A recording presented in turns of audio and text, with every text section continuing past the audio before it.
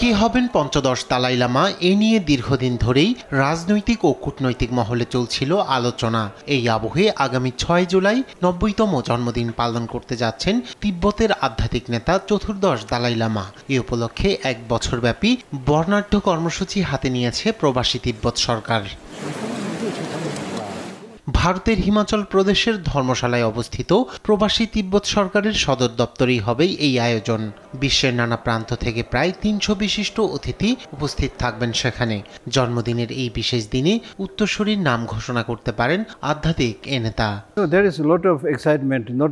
দালাই লামার জন্মদিন উপলক্ষে শুধু ধর্মশালাই নয়, সারা বিশ্বে তৈরি হয়েছে উত্তেজনা। আমরা পুরো বছরব্যাপী উদযাপন করার পরিকল্পনা করছি। দালাই লামা জন্মদিনেই তার উত্তরসূরি সম্পর্কে ঘোষণা দিতে পারেন। যদিও উত্তরসূরির বিষয়টি সম্মেলনের আনুষ্ঠানিক এজেন্ডায় নেই, তবুও আলোচনার সম্ভাবনা রয়েছে এবং হয়তো আমরা সেই দিনই সিদ্ধান্তের আভাস পেতে পারি।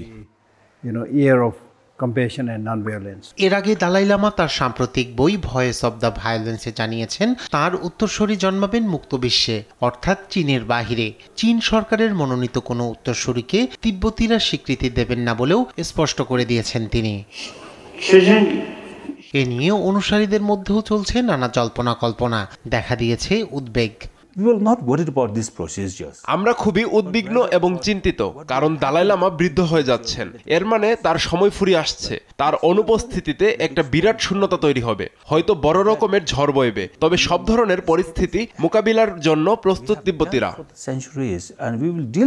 চীন বহুদিন ধরেই দাবি করে আসছে পরবর্তী দালাই লামা নির্বাচন করার অধিকার তাদের রয়েছে।